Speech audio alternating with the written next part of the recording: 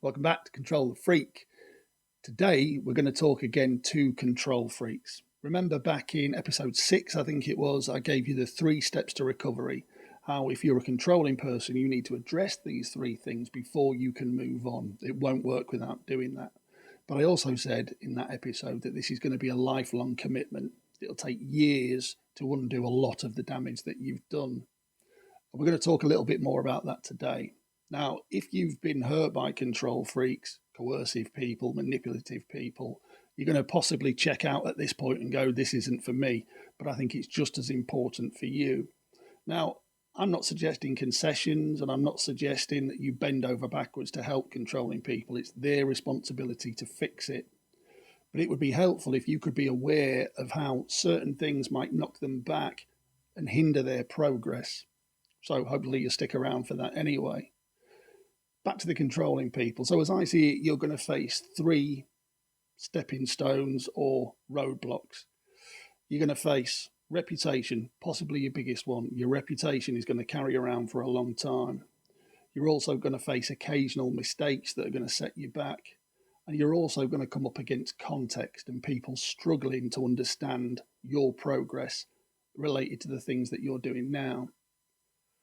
When it comes to reputation, as usual, I've got a little bit of a story for you.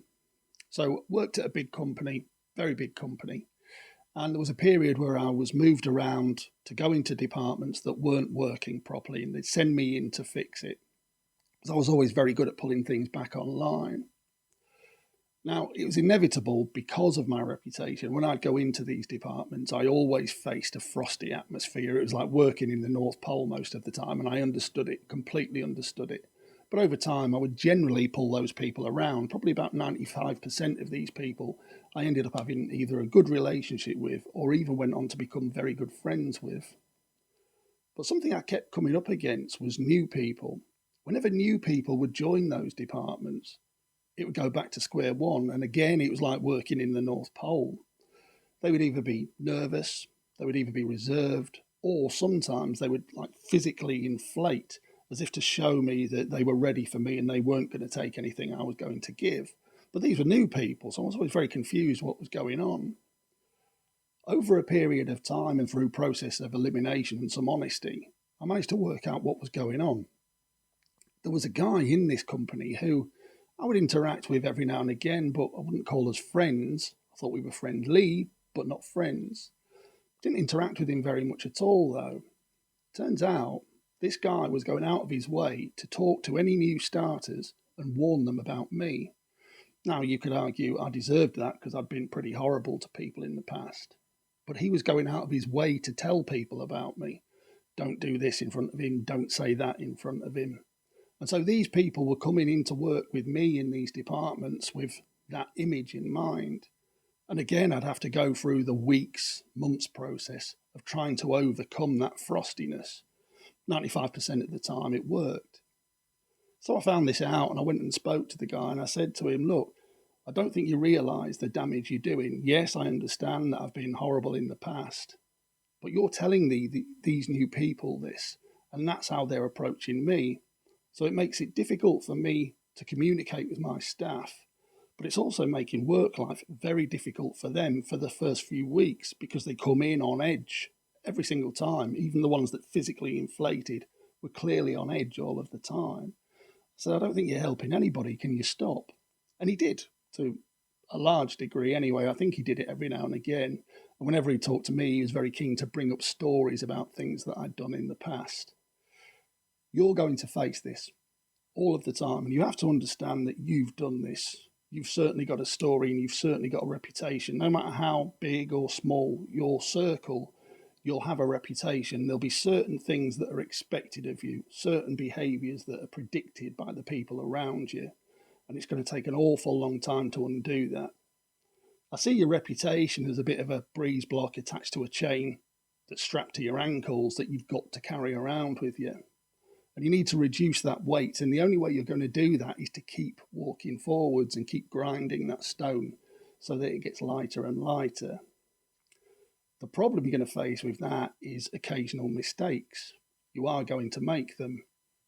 The thing is, as I said before about me, I'm 40 years into this. There's 40 years of instinct and practice and results that have driven me to behave a certain way. If I'm tired, if I'm distracted, or if I've got too much focus on one thing and then somebody distracts me and I'm very tired, I can react badly sometimes. Probably about 10% of the time. I would say 90% of the time, I'm good as gold. 10% of the time, I can react badly. Now, if I've given you the impression that I float around on a cloud, Zen-like, giving it the kind of Buddha hand thing, that's not the case at all. I do make mistakes every now and again. As I say, 40 years of instinct to undo. But I won't undo it if I keep adding to that block, if I keep adding material and weight. I'll keep doing that, I'll keep adding that weight if I keep ruminating over the mistakes that I make. Now, when I first started doing this, I would spend hours, days, weeks flagellating, just punishing myself for these mistakes and also punishing other people for it. In my mind, I would get frustrated because I would think, I'm putting in all of the effort here. I've read the books, I've watched the videos, I've listened to the podcasts. I'm making loads of effort, but these people aren't seeing it and they're not helping. It's very difficult for me to carry on my journey while I've got these dickheads doing what they're doing. Keep doing that, you're going to keep adding weight to that stone. You've got to let that go. You can't be responsible for the way other people behave. You can only be responsible for the way you behave and the way you react. When you do make a mistake, certainly ruminate on it, but use those hours, days, weeks that I used to waste thinking about your input into the situation and how you possibly contributed to how bad it got. And if you didn't contribute to it, then you know it's the other person's fault. Let it go. It's not for you to manage their behaviour. The final thing is context that you're going to come up against. Context comes around in a couple of ways. I spoke before about good control. There are times when we need to apply control to get the job done. If it's work, if it's kids, or if it's law, there's times when people do need to be controlled. And there's going to be some people that will watch you try and apply some control where it needs to happen, that are always going to kind of have that sneery attitude of, well, he's not supposed to be being controlling, but now look, he's applying some control. What those people don't understand, and what possibly you might not have grasped yet, this isn't about letting go of control completely, because there is such a thing as good control. You've just got to be careful where your motivation is. Some of those people as well will use that context of you trying not to be controlling to justify some of their behaviour. They'll be a little bit more disruptive. And then when you react in a correct way, they'll say, see, he's doing that. And they'll use it to distract away from the thing that they've just done. Be aware of these people is all that you can do, and distance yourself from them as much as you can. Don't have anything to do with them because they have a control problem. They just haven't realised it yet, because all control freaks think that they're correct, don't they? You did. I certainly did. And they won't see anything wrong with their behaviour. They'll be too worried about digging you out. Ignore them and move on. Keep in the back of your mind all the time, the only way to get the weight on that stone down is to keep walking and wear the material away.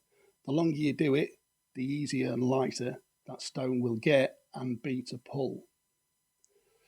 So hopefully that's a little bit of a kind of G-up, a little bit of encouraging words. Again, to the people who've been controlled, I understand that you might not have any sympathy here and you won't necessarily be invested in helping these people, but it is a good thing to do. If you want this stuff to end, you don't want it to come back around again, just understand what they're going through. Don't capitulate and don't modify your behaviour to accommodate them, because that's setting permissions for certain behaviour and you've got to undo that pattern. You've got to help them to undo that pattern. But just understand what they're going through. Just maybe give it a little bit of consideration. And again, for the control freaks, just be aware that this stuff is coming up and just arm yourself against it. And when I say arm yourself, I mean understand it and keep pushing forward. Anyway, hopefully that's been helpful for you.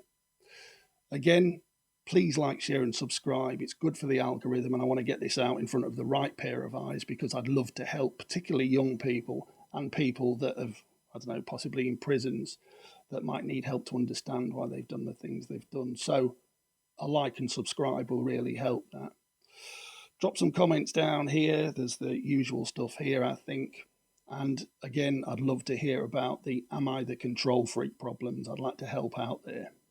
In the meantime, I'm going to leave you with the usual control the freak, not other people. I'll see you next time. Behave.